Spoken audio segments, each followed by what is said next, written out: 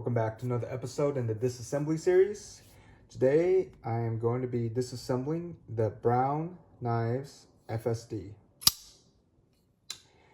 And there's no real reason for me to break it down. It's not dirty, doesn't really need to be relubricated.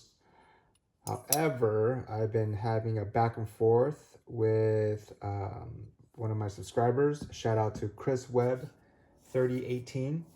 Him and I were going back about Skiff bearings and Skiff Thick Washers.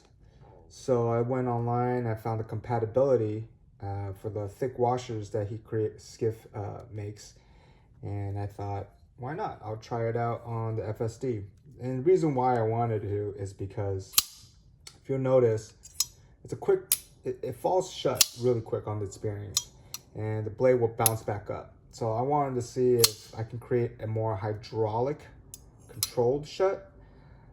Well, that instance right there, it was more of a controlled shut, but I just want to see what it would feel like to get thick washers instead of the bearings that comes with it. So I am going to go through the process of breaking it, taking this apart, disassembling it, and I'm going to do it in time lapse so you don't have to sit through the entire, I don't know how many minutes it might take, but I will get started with that, and then I will resume once that portion is finished.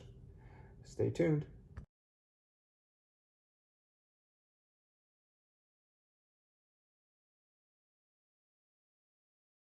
All right, so I've got everything taken apart. This is the clip side scale.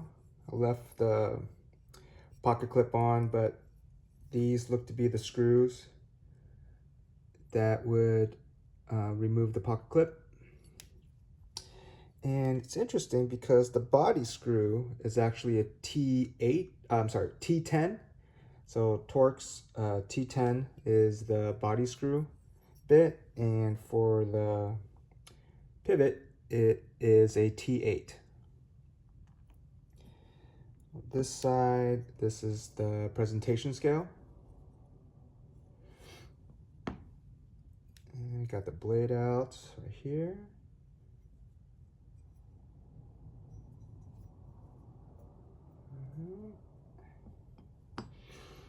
This is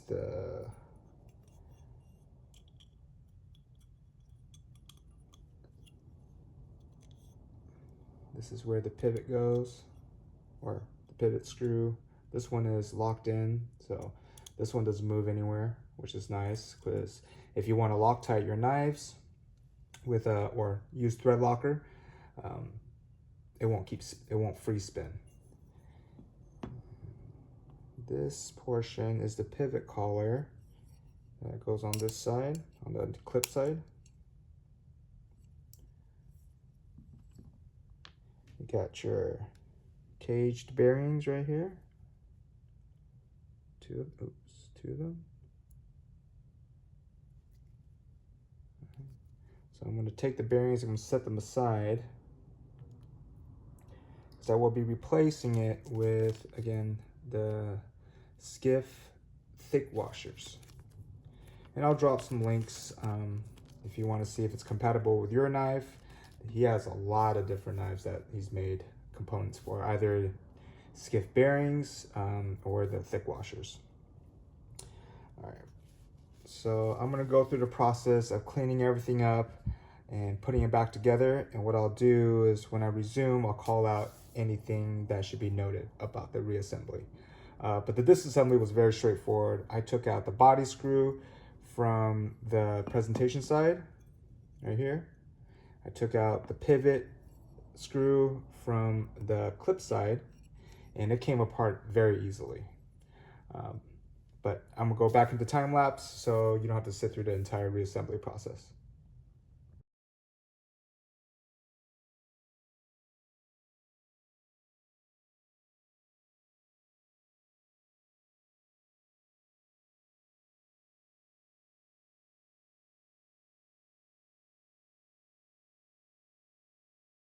All right, folks, I got everything back together. It's pretty straightforward. Yeah, wasn't anything. You just want to make sure you line up the blade stop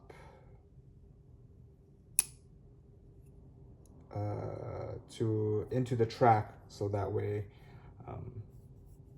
it fits in. So that was the only thing I noticed that needed to be accurately pieced back together.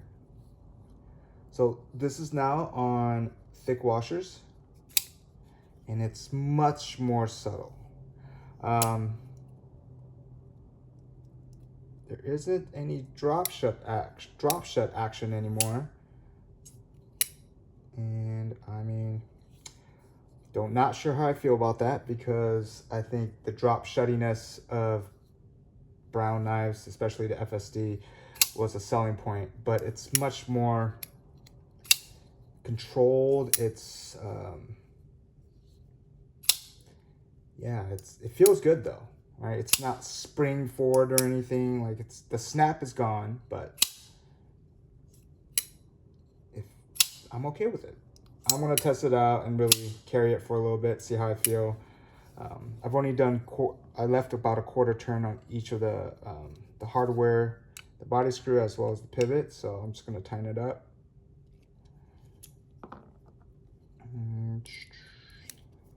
Again, T8 for the pivot screw, T10 for the body screw. Tighten up below, let's see.